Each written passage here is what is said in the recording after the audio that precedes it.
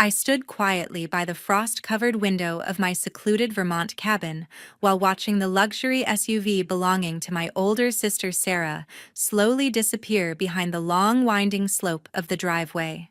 My name is Jennifer. I am 38 years old and I had just agreed to look after my 10-year-old nephew Toby so that my sister could take our aging parents on a much-needed anniversary cruise. Toby sat on the worn velvet sofa in the living room, as he usually did, rocking his body rhythmically back and forth while staring into a void that no one else could see. My family had spent a decade believing he was trapped in a world of silence due to severe nonverbal autism, and every time I looked into his deep brown eyes, my heart broke for the boy who had never uttered a single word since the day he was born. The humid August heat began to press against the glass, so I turned toward the kitchen to find the pitcher of fresh orange juice that my sister had meticulously prepared for me before her departure. I reached into the refrigerator and pulled out the chilled glass container, feeling the condensation slick against my palms as I poured the bright liquid into a tall glass. Just as I raised the rim to my lips to take a refreshing sip, a sound pierced the silence of the house that made the blood freeze in my very veins. "Auntie, please do not drink that juice because my mom already prepared it specifically for you," a voice whispered with chilling, perfect articulation. I stood paralyzed with the glass inches from my mouth, slowly turning to find Toby standing in the doorway with an intense, sharp intelligence in his eyes that I had never witnessed before. Before I reveal the terrifying secrets that my nephew began to share with me that afternoon, I want to invite you to join our community. If this family mystery is gripping you, please subscribe to the channel and leave a like to support our storytelling. Tell me in the comments which city you are watching from today, and now, let us continue with the shocking truth. The silence enveloping the small kitchen became so heavy that I could literally hear the frantic thumping of my heart against my ribs after that glass nearly slipped from my trembling fingers. I stared at Toby while struggling to process the fact that the boy who had been silent for a decade was now standing before me with a gaze that held the wisdom of an adult. He reached out his small hand to steady my arm, his touch feeling surprisingly firm for a child whom everyone considered fragile and disconnected from reality. "Auntie Jennifer, please do not look at me with such shock, because we do not have much time before they might check on us," he whispered while his voice remained steady despite the tears beginning to well up in his dark eyes. He began to explain that Sarah had spent the last 2 years systematically terrorizing him into absolute silence by promising that he would simply disappear forever if he ever made a single sound. My sister had convinced this poor child that she had the power to make people vanish into thin air just like she had supposedly done with others who got in her way. Toby gripped my sleeve tighter as he added, "She told me that if I spoke even one word, she would send me to a place where no one would ever find me again." I set the glass down on the counter with a shaky hand and leaned closer to inspect the bright orange liquid under the overhead fluorescent light. A fine layer of white powder was settled at the very bottom of the glass, shimmering ominously like crushed diamonds that had refused to dissolve into the citrus juice. My mind immediately raced through the various medications Sarah kept in her cabinet, eventually landing on the heavy sedatives she claimed to take for her frequent bouts of anxiety. This was not just a simple mistake or a stray bit of pulp, but a calculated dose meant to put me into a deep, perhaps irreversible sleep while she was away. Toby watched my realization with a somber expression before pulling me toward the shadows of the hallway, where we could not be seen through the kitchen window. He started describing the countless nights he had spent huddled behind his bedroom door, listening to Sarah whispering in the dark with my family lawyer, Julian Vance. Julian was a man my parents had trusted for decades to handle their estate, yet Toby heard him discussing the specific percentages of the inheritance they would claim once the obstacles were removed. Julian said that the house in Vermont was the biggest prize and they just needed the old man to sign a few more papers. Toby revealed with a chilling calmness that made my skin crawl. They spoke about my parents as if they were already gone, laughing about how easy it was to manipulate the elderly with a few well-placed suggestions and a constant supply of special vitamins. My stomach churned as Toby detailed how Sarah and Julian frequently debated the best way to bypass the legal protections my father had set up to ensure the family cabin stayed in my name.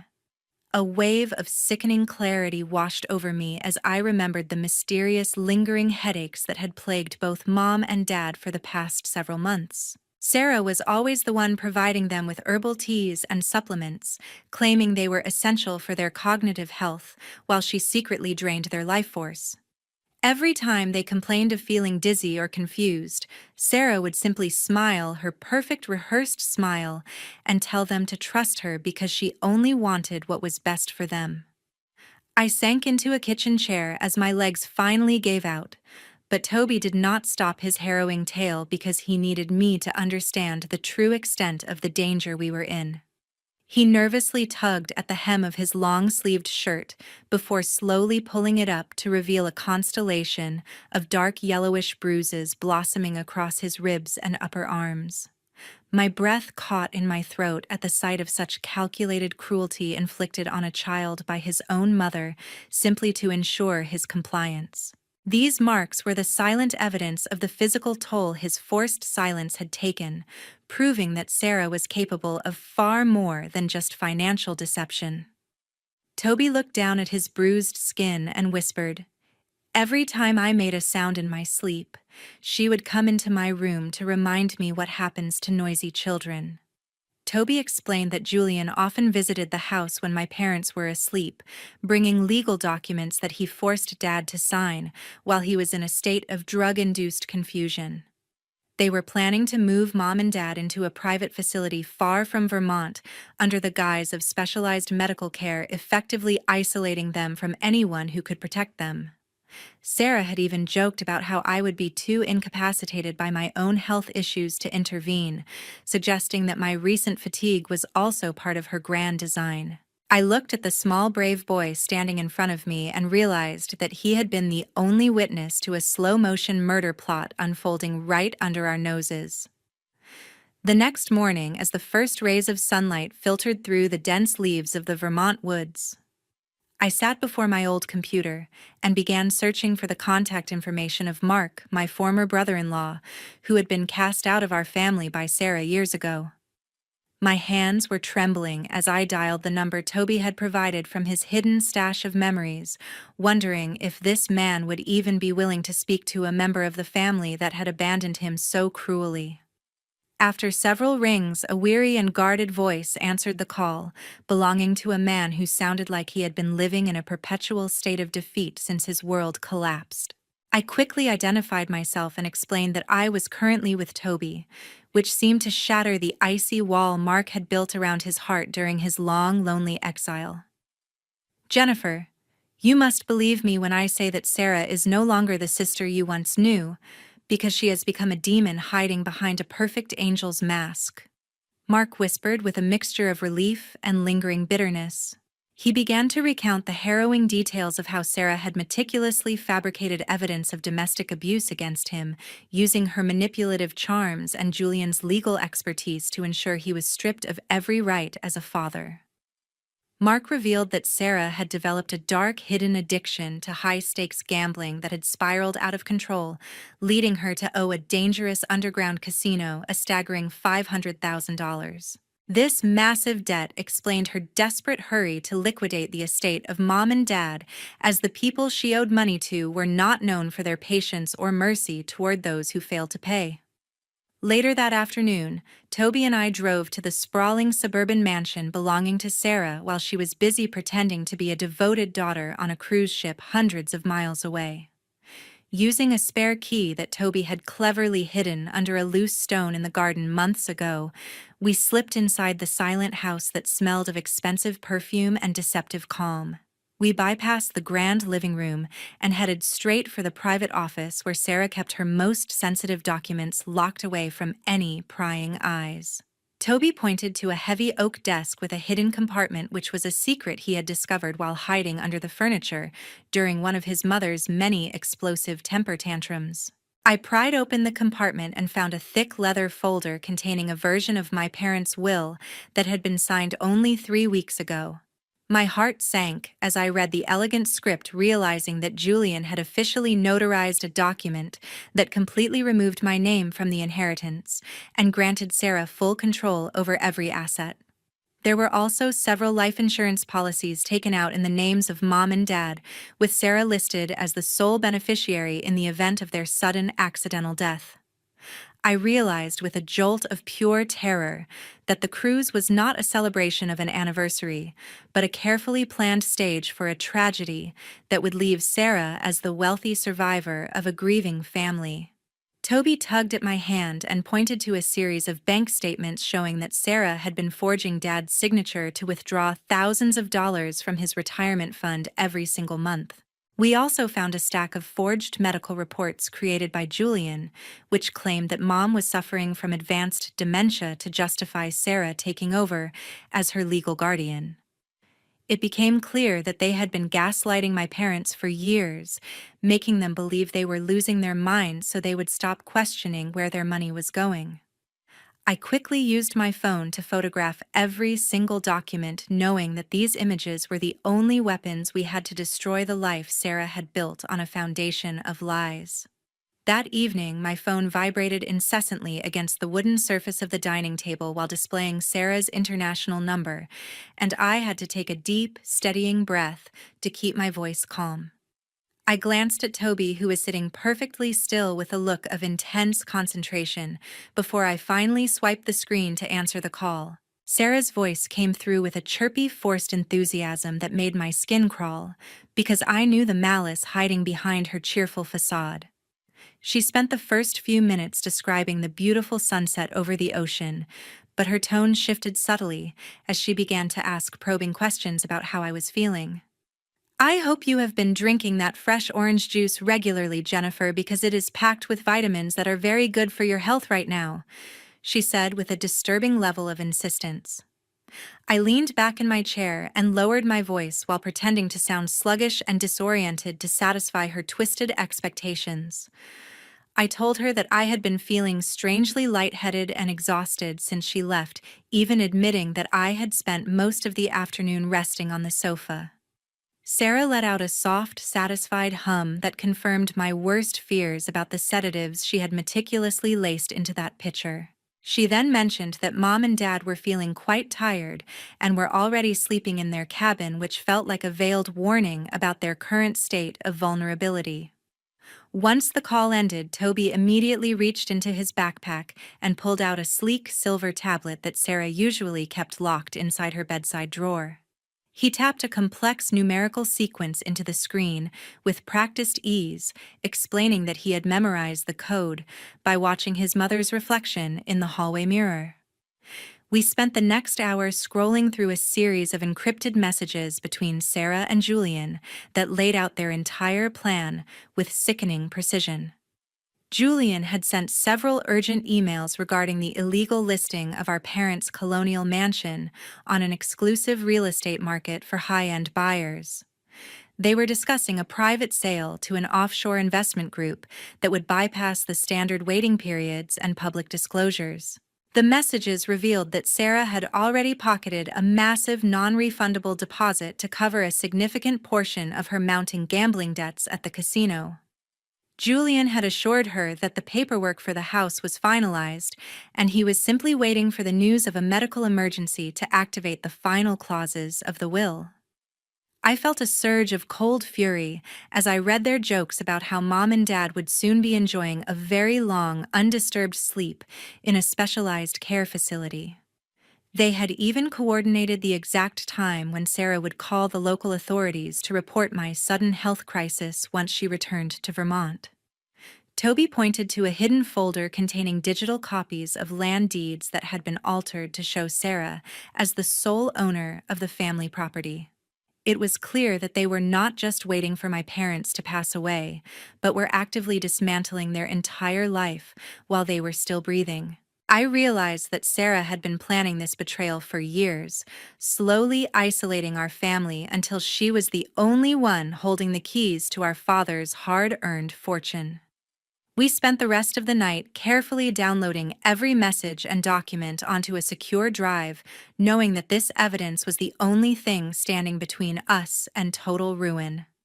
The next morning, while the heavy dew still clung to the grass like a shroud, I accidentally discovered an old tin box hidden deep beneath Toby's bed. The box was tucked inside a tattered teddy bear that had been surgically opened and crudely resealed with safety pins to create a secret pocket. Inside the cold metal container, I found several small amber vials without any official labels, containing a cloudy liquid that matched the description of the sedatives used to keep a child in a state of constant mental fog. Toby sat beside me on the floor and explained that Sarah forced him to swallow these drops every single morning under the threat of being sent away to a cold, dark institution. This was how she maintained the illusion of his severe autism, effectively ensuring he remained a silent observer who could never testify against her cruel machinations. A few hours later, Mark arrived at my cabin with a heavy briefcase containing a mountain of financial evidence he had spent the last 24 hours gathering from his private contacts. He laid out dozens of bank statements on the kitchen table that provided a clear trail of Sarah systematically transferring hundreds of thousands of dollars into offshore accounts in the Cayman Islands. These transactions were often disguised as charitable donations or medical expenses for Toby's specialized therapies that never actually took place in reality. Mark pointed to a specific document from a decade ago that made my heart stop because it was a detailed mechanical report on the car accident that killed our older brother. The report suggested that the brake lines had been intentionally compromised and the insurance payout had been handled exclusively by Julian Vance, who ensured that Sarah received the lion's share of the settlement. I felt a massive wave of nausea washing over me as the puzzle pieces of our family's tragedies began to lock into place with terrifying precision. Sarah had not just been a greedy sister, but a calculated predator who had been thinning out our family tree for years to consolidate the massive inheritance for herself. Toby watched us with a haunting intensity before he began to describe the scene he had witnessed just hours before my parents left for their anniversary trip. He recounted how Sarah had stood in the kitchen with a strange clinical detachment while brewing a special batch of herbal tea for Mom and Dad. She had pulled a small glass bottle from her pocket and carefully measured several drops of a clear fluid into their favorite ceramic mugs while humming a cheerful tune to herself. Toby's voice trembled with a mixture of grief and courage as he looked me directly in the eyes to deliver the most devastating revelation of the entire morning. I saw Mom doing that, Auntie Jennifer, and she told me that if I ever opened my mouth, you would also go to sleep forever, just like our oldest brother did. He whispered, while clutching his small hands together so tightly that his knuckles turned white. My parents were currently on a ship in the middle of the ocean, unknowingly consuming the very substances that were designed to make their eventual deaths look like a tragic age-related accident. Sarah had used my brother's death as a blueprint for her current plan, believing that lightning could strike the same family twice without raising any suspicion from the authorities. Mark slammed his fist against the table in a rare display of raw anger while swearing that he would not let her get away with destroying another life. We spent the remainder of the morning organizing the medical vials, the bank transfers, and Toby's recorded testimony into a comprehensive digital file to present to the local police. Every minute that passed felt like an hour as I imagined my parents sitting on that luxury liner, trusting the daughter who was actively counting down the days until their demise. I realized that Sarah had never loved any of us, seeing her own flesh and blood merely as obstacles standing between her and a life of unearned luxury funded by our father's hard work. We were no longer just looking for the truth, but were now engaged in a desperate race to save Mom and Dad before the final dose was administered during their journey home. That weekend, the low rumble of an SUV engine echoed from the top of the driveway to signal that Sarah had finally brought our parents back. But this time I was standing in the foyer, completely ready to receive them. I watched through the sidelight as Sarah climbed out of the vehicle with her usual practiced grace, wearing a wide smile that she likely thought was convincing enough to hide the darkness in her heart. The front door swung open and she began to gush about the trip while stepping inside, but her expression instantly twisted into a mask of pure horror when she saw me standing there with Mark at my side. She stumbled backward against the doorframe as her face drained of all color, her eyes darting frantically between me and the man she thought she had successfully erased from our family history forever. I did not give her a single second to regain her composure before I stepped forward and threw the thick folder of evidence onto the mahogany entryway table. Sarah, your little vacation is over because we know exactly what you have been putting in our parents' tea and exactly why you forged these documents with Julian, I stated with a coldness that seemed to vibrate through the air. Mark remained silent but stood like a solid wall of judgment, holding his phone up to show the recorded transactions of her offshore accounts and the gambling debts she had tried to hide. Sarah tried to stammer a pathetic excuse about how we were overreacting to simple vitamins, but her voice trailed off as she realized that her secrets were no longer hidden in the shadows of her bedside drawer. Mom and Dad walked into the house looking fragile and confused, their movements sluggish as they tried to understand why their two daughters were locked in such a vicious confrontation. Before Sarah could poison their minds with another elaborate lie, Toby stepped out from behind the staircase and looked directly at his mother, with a level of courage that made my heart swell with pride. The boy who had been forced into a decade of silence took a deep breath and pointed a steady finger at the woman who had spent years systematically breaking his spirit. You cannot make me stay quiet forever anymore, because you are the one who deserves to be punished for everything you have done to this family, he declared with a voice that was crystal clear and filled with the raw emotion of a child finally claiming his freedom. The shock of hearing Toby speak for the first time in their memory caused Mom to gasp and lean against the wall for support, while Dad stared at his grandson as if he were seeing a ghost. Sarah let out a strangled cry of rage and lunged toward the office to destroy the original files she kept there, but she was met at the door by two local police officers who had been waiting in the kitchen. Julian Vance was also apprehended at the same moment near the back entrance where he had been trying to slip away with a briefcase full of incriminating property deeds and forged medical records. Sarah began to scream that we were all conspiring against her, her perfect hair falling into her eyes as the officers clicked the silver handcuffs around her trembling wrists. I watched with a mixture of immense relief and profound sadness as the sister I once loved was escorted toward the waiting patrol car in front of our childhood home. The neighbors began to peer through their curtains at the spectacle of the wealthy Sarah being led away in disgrace, her screams of protest eventually muffled by the closing of the car door.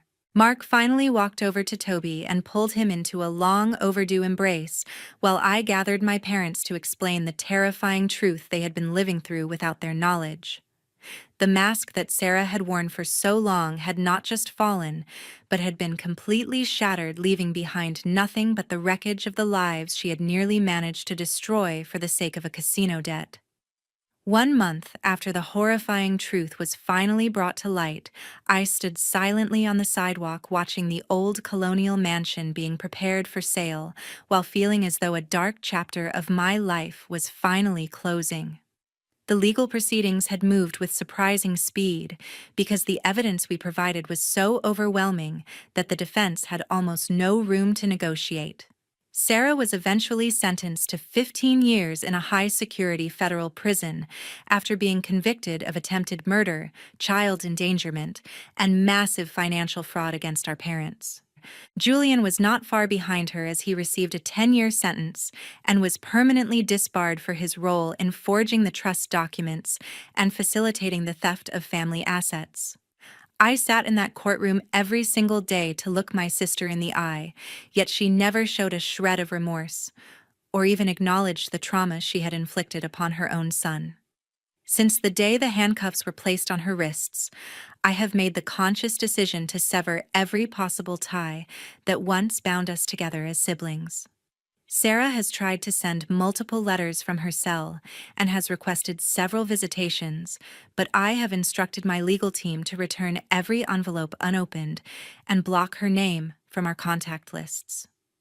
The betrayal was far too deep for any words to mend, and I realized that protecting Toby meant ensuring that his mother could never manipulate him with her poison, ever again. When a reporter recently asked if I would ever consider a reconciliation for the sake of family unity, I simply shook my head and looked them directly in the eyes with absolute certainty. I no longer have a sister named Sarah, because the woman sitting in that prison cell is merely a stranger with the heart of a demon, I replied with a voice that did not tremble. Back at the cabin in Vermont, Mom and Dad have begun the slow and painful process of recovering their health after months of being unknowingly sedated by their own daughter. They spent the first few weeks in a state of deep shock and grief, struggling to accept that the child they had nurtured had been actively plotting their demise for the sake of gambling debts. However, with the constant support of medical professionals and the joy of seeing their grandson finally thrive, they have started to regain their cognitive clarity and physical strength. They recently held a private meeting with me to officially hand over the management of the family trust fund, trusting me to ensure that the remaining assets are used to secure Toby's future. It was a somber but necessary transition that signaled their renewed trust in the daughter who had fought so hard to save their lives. Perhaps the most heartening part of this entire ordeal has been watching Mark finally reclaim his dignity and the rightful place in his son's life that he should have had all along. The court officially cleared his name of all the fabricated abuse charges after Julian's private files revealed the systematic framing Sarah had orchestrated during their divorce. Mark has moved into a small house just a few miles from my cabin so that he can spend every afternoon with Toby while they slowly rebuild the father-son bond that was stolen from them. I watch them from the kitchen window as they work together on old cars or play catch in the yard, seeing the light return to Toby's eyes with every passing day. This version of our family is smaller and broken in many ways, yet it is built on a foundation of absolute truth and a shared commitment to never let the darkness return. 6 months after that shocking scandal, I sat in the bleachers of a new school where Toby was confidently giving a presentation about his dream of becoming a doctor. Watching him stand behind the mahogany podium with his shoulders square and his voice resonating through the auditorium was a miracle that I once thought would never happen in my lifetime. The boy, who had been forced into a decade of suffocating silence, was now a vibrant, articulate young student who possessed a level of maturity that far exceeded his peers. He spoke about the importance of resilience and the power of finding one's voice, never explicitly mentioning the darkness he had survived, but letting his newfound strength tell the story. Mark sat right beside me with a look of pure, unadulterated pride on his face, while holding my hand as we witnessed the rebirth of the son he had nearly lost forever. I looked back at the long and treacherous journey we had taken to protect our family and felt a profound sense of peace, knowing that justice had finally been served. The legal battle had been exhausting, yet every hour spent in depositions and court hearings was worth it to see Toby finally breathing the air of freedom. Sarah's influence over our lives had vanished like a bad dream, leaving behind a space that we had filled with genuine laughter and the kind of trust that does not require constant monitoring. My parents had moved into a comfortable, sunlit cottage on my property in Vermont, where they spent their mornings gardening and their afternoons playing chess with their grandson. The constant fog of confusion that had once clouded their minds had completely lifted, replaced by a sharp alertness and a deep gratitude for the truth that had saved their lives. As the sun began to set behind the rolling hills, our small but resilient family gathered around the large oak table in my dining room for a peaceful Sunday dinner. There were no hushed whispers in the hallway, no secret vials hidden in the pantry, and no lingering sense of dread about what the next morning might bring to our doorstep. We talked about Toby's upcoming soccer match and Mom's prize-winning roses while sharing a meal that was seasoned only with love and the comfort of our shared reality. Mark shared stories from his youth while Dad listened with a genuine smile, officially welcoming his former son-in-law back into the fold with a respect that had been absent for too long. I realized that while Sarah had tried to destroy us for the sake of a gambling debt, she had unintentionally forged a bond between us that was stronger than anything we had known before. This journey has taught me that the most dangerous predators are often the ones who share our own blood because they know exactly where our hearts are most vulnerable. We must learn to trust our instincts when something feels wrong, even if the person causing the unease is someone we have loved since childhood. Greed is a poison that can rot the strongest family tree from the inside out, turning siblings into strangers and parents into targets for calculated exploitation. Vigilance and the courage to speak the truth are the only shields we have against those who would trade the lives of their kin for a fleeting moment of luxury. Always remember that a family built on lies is a house made of sand, but a family united by the truth can weather even the most devastating storms. Thank you so much for joining me on this emotional and intense journey through the secrets and betrayals of my family's past. If this story touched your heart or reminded you of the power of truth, please share your thoughts and perspectives in the comments below regarding the importance of family trust. Your support means everything to our community, so please do not forget to subscribe and share this video with those who might need a reminder to stay brave. We truly appreciate your time and look forward to seeing you again in our next story, where the light of truth always finds its way through the darkness.